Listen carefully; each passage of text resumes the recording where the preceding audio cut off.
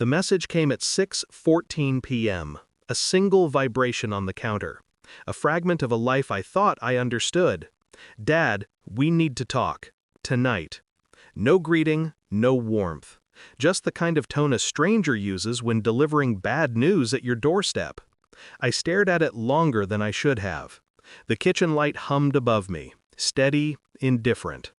I'd just come home from a double shift at the warehouse. Steel dust on my sleeves, grease still clinging to my palms. A normal Thursday. But that message wasn't normal. It felt rehearsed, prepared, like someone else had written it and handed it to my son. By the time they arrived, both standing in the doorway, avoiding my eyes, I already knew something was wrong. My wife kept a careful distance behind him, her coat still on, her purse clutched too tightly. My son glanced at her before speaking. That told me everything. They had practiced this. He inhaled, shallow and shaky. Dad, you're embarrassing us. Move out in 30 days. Just like that. No hesitation, no explanation. My wife's silence was even worse. She didn't defend me, didn't correct him, didn't flinch. She only added a single sentence, her voice cold enough to chill bone. My new boyfriend is very rich and lives in a mansion. She didn't look at me when she said it. She looked at the door, as if she was already gone. A shift happened inside me then. Quiet, ruthless, absolute. Not anger, not heartbreak, something colder. A calculation. They had no idea who I really was, or what I really owned. And that ignorance was about to cost them everything. I didn't respond. Not then. Words were unnecessary, and any sound might have betrayed the storm inside my chest.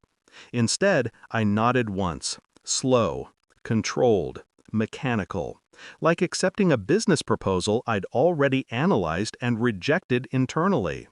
My son exhaled, relieved. He thought I agreed, thought I was defeated, thought this was easy. My wife stepped further into the kitchen, eyes drifting around with a quiet disdain. She had always hated this house. The worn carpets, the dented appliances, the life we built on paychecks and promises. She never understood why I refused to use the money for my family, why I worked in a warehouse when I could have sat in a penthouse office. I preferred anonymity, preferred being underestimated, because invisibility is leverage. Still, her words repeated in my skull like metal scraping concrete. My new boyfriend is very rich, lives in a mansion. She never could resist shiny things, not people, things. I studied her as she looked everywhere but at me, the way she clutched her purse as if it contained her future, the way my son shifted uncomfortably, avoiding eye contact as if he already suspected this wasn't going to end the way they imagined. I realized then the betrayal was older than this moment, probably months, maybe years. A second life, a separate phone, a planned exit. The pieces aligned, forming something shark inside me. But I said nothing. Not yet. Let a liar believe they're winning. Their confidence reveals more truth than their confession ever could. When they left that night, slamming the door as if it were their final act, I sat alone in the glow of the kitchen light. 30 days. They thought they were giving me a deadline. They didn't know it was theirs. I started quietly. No accusations, no confrontations, only observation. My son's sudden hostility, my wife's polished appearance, the missing hours in her schedule. Patterns reveal motives, and motives reveal weaknesses. At work, during lunch, I made a single call to a friend at the private investigations firm my company owned. I kept the details minimal, just names, dates, locations. He didn't ask why. He never does. The background checks came within 2 days. My wife's rich mansion boyfriend filed for bankruptcy twice, lives in a rented penthouse owned by one of my shell companies. He didn't know that. Neither did she. The man was drowning in debt so deep he couldn't afford to lose a paddle. Interesting. My son's sudden disrespect also had roots. My wife transferred $8,700 from our joint account to his 2 days before they confronted me. Payment. For loyalty. For silence. I didn't tell them I knew. I kept smiling, kept cooking dinner, kept going to work. They mistook my quiet for weakness, a mistake people only make once. At night, when the house was silent, I reviewed documents locked inside a safe no one else knew about. Proof of ownership of the $72 million supply chain empire I'd inherited and expanded, hidden through layered trusts and offshore accounts. They thought I was a warehouse worker. They never asked why the house was paid off in cash, why I never worried about bills, why debt never touched us. They never cared to know me, so I prepared. 3 calls, just 3. 1 to my lawyer, 1 to property management, 1 to the private investigator. Each call tightened a thread. By the time I was finished, the trap was set so cleanly that none of them would realize it until the moment it snapped.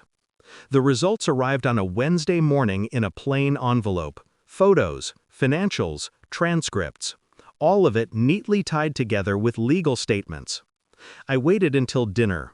I waited until they felt safe. My wife walked in laughing on the phone. My son followed behind her wearing a new jacket he didn't earn. I placed the envelope on the table without a word. "What's that?" she asked, her fake smile already cracking. "For you," I said quietly. She opened it. The color drained from her face. Bankruptcy files, debt records, her boyfriend's criminal involvement in a fraud scheme, the money she transferred to our son, hotel receipts, photos, dates, times, all of it. My son swallowed hard, his voice shrinking. "Dad, what is this?" "Evidence." But I didn't say it aloud. I watched them crumble, slowly, silently. My wife's legs buckled, her hand gripping the table edge. You had someone follow me?" "No," I said. "I had someone follow the truth." She broke first, sobbing, reaching for me as if regret could rewind betrayal.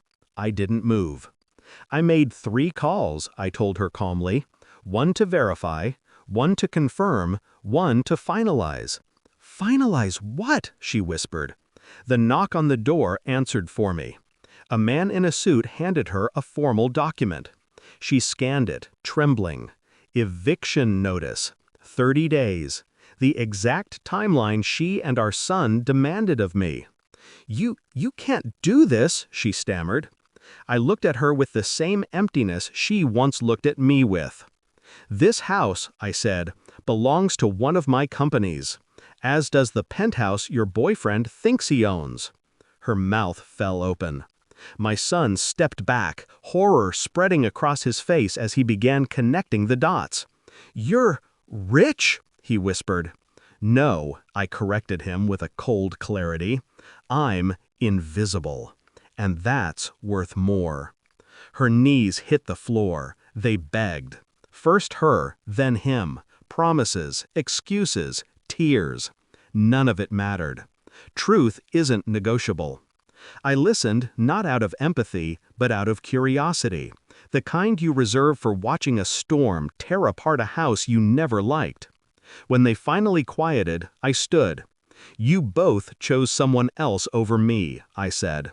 "You just didn't realize I was the one holding the ground you're standing on."